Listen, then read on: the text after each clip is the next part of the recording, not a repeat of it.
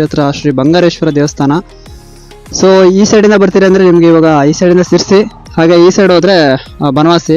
ಸಿಕ್ಕಾಬೇಡ ಅಂದರೆ ಸಿಕ್ಕಾಬೇಡ ಚೆನ್ನಾಗಿದೆ. ಕೆರೆ ಮಾತ್ರ ಅಲ್ಟಿ ಅಂದ್ಕೊಳ್ಳಿ.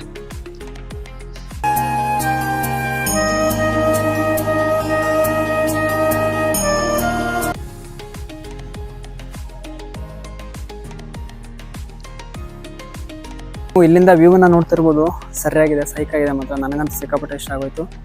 ಸೊ ಹಾಗೆ ಈ ಒಂದು ಪ್ಲೇಸಲ್ಲಿ ನೀವು ಒಂದು ಈಶ್ವರ ಲಿಂಗವನ್ನು ಮುಟ್ಟಿ ಅದಕ್ಕೆ ಅಭಿಷೇಕವನ್ನು ಕೂಡ ಮಾಡ್ಬೋದು.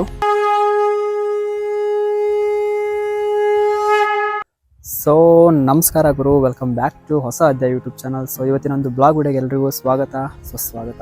ಸೊ ಇವತ್ತಿನ ಒಂದು ಬ್ಲಾಗ್ ವಿಡಿಯೋ ಬಂದ್ಬಿಟ್ಟು ಯಾವುದ್ರ ಬಗ್ಗೆ ಅಂತ ಹೇಳ್ಬಿಟ್ಟು ನೀವು ಆಲ್ರೆಡಿ ನನ್ನ ಒಂದು ಯೂಟ್ಯೂಬ್ ತಮ್ಮನೆಲ್ಲ ನೋಡಿರ್ತೀರ. ಸೊ ಹೌದು, ಇವತ್ತು ನಾವು ಹೊರಟಿರುವಂಥ ಪ್ಲೇಸ್ ಬಂದು ಶ್ರೀ ಕ್ಷೇತ್ರ ಬಂಗಾರೇಶ್ವರ ಏನು ಟೆಂಪಲ್ಗೆ ಹೊರಟಿರೋದು. ಈ ಒಂದು ಪ್ಲೇಸ್ ಬಂದು ಉತ್ತರ ಕನ್ನಡ ಜಿಲ್ಲೆ, ಹಾಗೆ ಶಿರ್ಸಿ ತಾಲೂಕು, ಬನವಾಸಿ ಸಮೀಪದ ಒಂದು ಊರಿನಲ್ಲಿದೆ. ಆ ಊರ ಹೆಸರು ಬಂದು ಗುಡ್ನಾಪುರ ಅಂತ ಹೇಳಿ. ಸೊ ಇವತ್ತು ಆ ಒಂದು ಪ್ಲೇಸ್ಗೆ ಹೋಗೋಣ, ಫುಲ್ಲಿ ಟೋಟಲ್ ಆಗಿ ಎಕ್ಸ್ಪ್ಲೋರ್ ಮಾಡೋಣ ಒಂದು ಪ್ಲೇಸ್ ಹೇಗಿದೆ ಅಂತ ಹೇಳ್ಬಿಟ್ಟು. ಸೊ ವಿಡಿಯೋನ ಎಂಡ್ವರೆಗೂ ವಾಚ್ ಮಾಡಿ. ಹಾಗೆ ಎಲ್ರಿಗೂ ಹ್ಯಾಪಿ ಶಿವರಾತ್ರಿ ಅಂತ ಹೇಳ್ತಾ ಈ ಒಂದು ವಿಡಿಯೋನ ಶುರು ಮಾಡೋಣ, ಬನ್ನಿ. ಸೊ ಗುರು, ಇವಾಗ ನಾವು ಫೈನಲ್ ಆಗಿ ರೀಚ್ ಆಗಿದ್ದೀವಿ. ಸೊ ಇವಾಗ ಇಲ್ಲಿ ನೀವು ನೋಡ್ತಾ ಇರ್ಬೋದು ಶ್ರೀ ಕ್ಷೇತ್ರ ಏನು ಗುಡ್ನಾಪುರ ದೇವಸ್ಥಾನ ಅಂತ ಹೇಳ್ಬಿಟ್ಟಿದೆ. ಶ್ರೀ ಕ್ಷೇತ್ರ ಶ್ರೀ ಬಂಗಾರೇಶ್ವರ ದೇವಸ್ಥಾನ. ಸೊ ಈ ಸೈಡಿಂದ ಬರ್ತೀರಿ ಅಂದರೆ ನಿಮಗೆ ಇವಾಗ ಈ ಸೈಡಿಂದ ಸಿರ್ಸಿ, ಹಾಗೆ ಈ ಸೈಡ್ ಹೋದರೆ ಬನವಾಸಿ. ಇಲ್ಲಿಂದ ಸಿರ್ಸಿ ಡಿಸ್ಟೆನ್ಸ್ ಬಂದು ಒಂದು 20 ಕಿಲೋಮೀಟರ್ಸ್ ಒಳಗಿದೆ. ಹಾಗೆ ಬನವಾಸಿ ಬಂದ್ಬಿಟ್ಟು ಒಂದು 4 ಕಿಲೋಮೀಟರ್ಸ್ ಒಳಗಡೆ ಇದೆ. ಸೊ ಹಾಗೆ ಇಲ್ಲೇ ಎಂಟ್ರೆನ್ಸ್ ಅಲ್ಲೇ ಬರೆದ್ಬಿಟ್ಟಿದ್ದಾರೆ, ಒಂದು ಪೋಸ್ಟರ್ ಕೂಡ ಹಾಕಿದ್ದಾರೆ. ಸೊ ಇದರಲ್ಲಿ ಏನೇನಿದೆ ಅಂತ ಹೇಳ್ಬಿಟ್ಟು ನೋಡ್ಬೋದು ನೀವು. ಇಲ್ಲಿ ಕದಂಬರ ಕಾಲದಲ್ಲಿ ಒಂದು ರಾಣಿ ನಿವಾಸ ಅಂತ ಇದೆ, ಅದು ಕೂಡ ಪ್ಲೇಸ್ ತುಂಬಾ ಚೆನ್ನಾಗಿದೆ. ಹಾಗೆ ಕರಿಯಮ್ಮ ಮಾರಮ್ಮ ದೇವಸ್ಥಾನ, ಶಿಲಾಶಾಸನ, ಹಾಗೆ ಶ್ರೀ ಭೂತೇಶ್ವರ ದೇವರು. ಇನ್ನೊಂದು ಒಳ್ಳೆ ಫುಲ್ ಫೇಮಸ್ ಅಂದರೆ ಸುತ್ತಮುತ್ತ ಒಂದು 7 ಊರಿಗೆ ಫುಲ್ ಫೇಮಸ್ಸು ಗುಡ್ನಾಪುರ ಕೆರೆ. ಸೊ ಹೋಗೋಣ ಬನ್ನಿ. ಇವತ್ತಂತೂ ಫುಲ್ ರಶ್ ಇರುತ್ತೆ, ಯಾಕಂದರೆ ಇವತ್ತು ಮಹಾಶಿವರಾತ್ರಿ ಅಲ್ವಾ, ಆ ರೀಸನ್ಗೆ ಸಿಕ್ಕಾಪಟ್ಟೆ ರಶ್ ಇರುತ್ತೆ. ಸೊ ಹಂಗೆ ನೀವೇನು ಈ ಒಂದು ನೆಕ್ಸ್ಟ್ ಅಲ್ಲಿ ಆರ್ಚ್ ಮುಂದ್ಗಡೆ ಹಂಗೆ ಬಂದ ತಕ್ಷಣ ನಿಮಗೆ ಒಂದು ಸೈಕ್ ಆಗಿರೋ ವ್ಯೂ ಪಾಯಿಂಟ್ ಮಾತ್ರ ಮಿಸ್ಸೇ ಇಲ್ಲ. ಎಷ್ಟು ಸಖತ್ತಾಗಿದೆ ಅಂದರೆ ಒಂದು ವ್ಯೂ ಪಾಯಿಂಟು ಸೈಕ್ ಆಗಿದೆ ಇಲ್ಲಿ.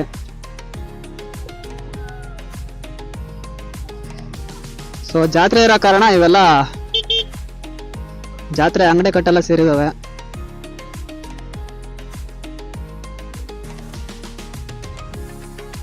ನೋಡುಗರು, ಸಿಕ್ಕಾಬೇಡ ಅಂದರೆ ಸಿಕ್ಕಾಬೇಡ ಚೆನ್ನಾಗಿದೆ. ಕೆರೆ ಮಾತ್ರ ಅಲ್ಟಿ ಅಂದ್ಕೊಳ್ಳಿ. ತುಂಬ ಜನ ಬೈಕರ್ಸ್ ಇವಾಗ ಬರ್ತಾ ಇರ್ತಾರೆ. ಆಲ್ಮೋಸ್ಟ್ ಇವಾಗ ಈ ಒಂದು ಪ್ಲೇಸ್ ವೈರಲ್ ಆಗ್ತಾ ಇದೆ.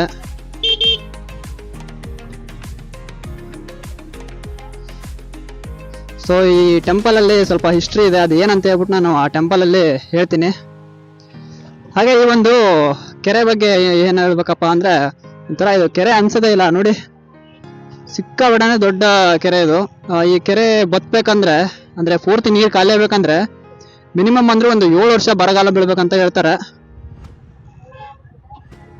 ಹಾಗೆ ಈ ಒಂದು ಕೆರೆಗೆ ಯಾವ ಕಡೆಯಿಂದನೂ ಒಂದು ನೀರು ಸರಬರಾಜು ಆಗಲ್ಲ ಗುರು. ಮಳೆಯಲ್ಲಿ ಬಿದ್ದಂಥ ನೀರೇನಿರುತ್ತಲ್ಲ, ಅದೇ ನೀರೆಲ್ಲ ಶೇಖರಣೆ ಆಗಿ ಇಷ್ಟೊಂದು ದೊಡ್ಡ ಮಟ್ಟದ ಒಂದು ಕೆರೆ ಆಗಿರೋದು. ನೋಡು, ಎಲ್ಲ ಜಾತ್ರೆ ಶಿವರಾತ್ರಿ ಇರೋದಕ್ಕೆ ಎಲ್ಲ ಫುಲ್ ಕ್ರೌಡು.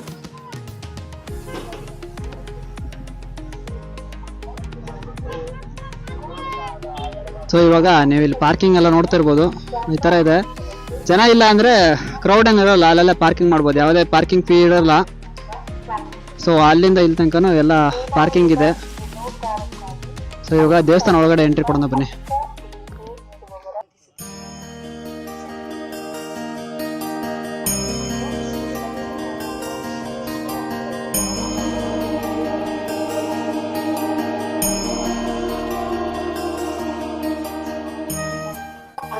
ಸೊ ಇವಾಗ ಇಲ್ಲಿ ನೀವು ನೋಡ್ತಾ ಇರ್ಬೋದು, ಕ್ರೌಡ್ ಮಾತ್ರ ಸಿಕ್ಕಾಪಟ್ಟೆ ಇದೆ.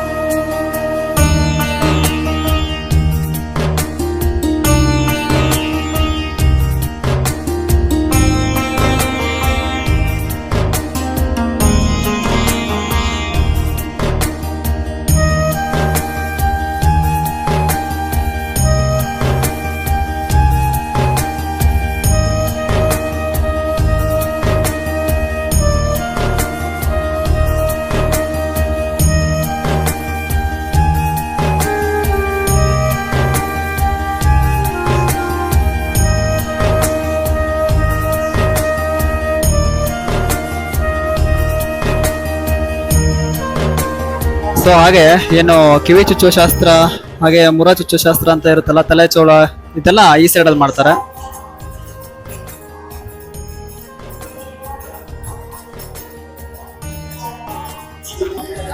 ಸೊ ಹಾಗೆ ಇಲ್ಲಿ ಶ್ರೀ ಬಂಗಾರೇಶ್ವರ ಸೇವಾ ಅಭಿವೃದ್ಧಿ ಟ್ರಸ್ಟ್ ಅಂತ ಇದೆ ಕಾರ್ಯಾಲಯ.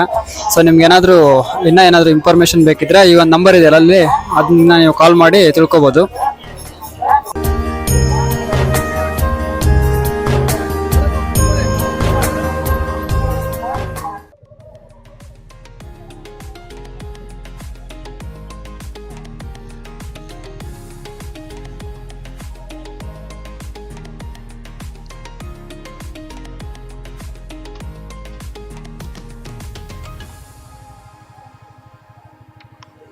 ವಾಹ್ ಗುರು, ಇಲ್ಲಿಂದ ಮಾತ್ರ ವ್ಯೂ ಇನ್ನೂ ಸೈಕ ಕಾಣ್ತೈತೆ. ಸೊ ನೀವು ಅಲ್ಲಿ ನೋಡ್ತಿರೋದೇ ಶ್ರೀ ಕ್ಷೇತ್ರ ಕುಡ್ನಾಪುರದಲ್ಲಿರುವಂತಹ ಶ್ರೀ ಬಂಗಾರೇಶ್ವರ ದೇವಸ್ಥಾನ. ಸೊ ಹಾಗೆ ಆ ಕಡೆ ಒಂದು ಚಿಕ್ಕ ಚಿಕ್ಕ ಮನೆ ಥರ ಕಾಣ್ತಿದೆ, ಅದು ಮನೆ ಅಲ್ಲ, ಈ ಜಾತ್ರೆ ಇರೋದ್ರಿಂದ ಅಂಗಡಿ ಕಟ್ಟುಗಳನ್ನು ಹಾಕಿದ್ದಾರೆ ಅಷ್ಟೇ. ಸೊ ಮಳೆಗಾಲದಲ್ಲಿ ನೀರೆಲ್ಲ ಇಲ್ಲಿ ಇದ್ರ ಮೇಲ್ಗಡೆ ತನಕ ಹತ್ತುತ್ತೆ, ಇಷ್ಟು ಸರೌಂಡಿಂಗ್ ಎಲ್ಲ ಬರುತ್ತೆ, ಇನ್ನೂ ದೊಡ್ಡದಾಗಿ ಕಾಣುತ್ತೆ. ಇವಾಗಲೇ ಇಷ್ಟು ದೊಡ್ಡದಿದೆ, ಇನ್ನು ಮಳೆಗಾಲದಲ್ಲಿ ನೀವು ಯೋಚನೆ ಮಾಡಿ.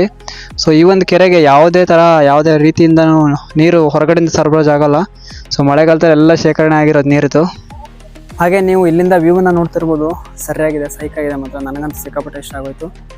ಸೊ ಹಾಗೆ ಈ ಒಂದು ಪ್ಲೇಸಲ್ಲಿ ನೀವು ಒಂದು ಈಶ್ವರ ಲಿಂಗವನ್ನು ಮುಟ್ಟಿ ಅದಕ್ಕೆ ಅಭಿಷೇಕವನ್ನು ಕೂಡ ಮಾಡ್ಬೋದು. ಸೊ ತುಂಬಾ ಖುಷಿ ಪಡುವಂಥ ವಿಚಾರ, ಅದಂತೂ ನಿಜವಾಗ್ಲೂ ಖುಷಿ ಪಡುವಂಥ ವಿಚಾರ. ಸೊ ಹಾಗೆ ಈ ಒಂದು ವಿಡಿಯೋನ ಇವಾಗ ಇಲ್ಲಿಗೆ ಎಂಡ್ ಮಾಡ್ತಾಯಿದ್ದೀನಿ. ಈ ವಿಡಿಯೋ ನಿಮಗೇನಾದರೂ ಇಷ್ಟ ಆಗಿದರೆ ದಯವಿಟ್ಟು ನಮ್ಮ ಒಂದು ಯೂಟ್ಯೂಬ್ ಚಾನಲ್ಗೆ ಸಬ್ಸ್ಕ್ರೈಬ್ ಮಾಡ್ಕೊಳ್ಳಿ ಅಂತ ಹೇಳ್ತಾ ನಾನು ಸಿಗ್ತೀನಿ ಮುಂದಿನ ವಿಡಿಯೋದಲ್ಲಿ. ಧನ್ಯವಾದಗಳು.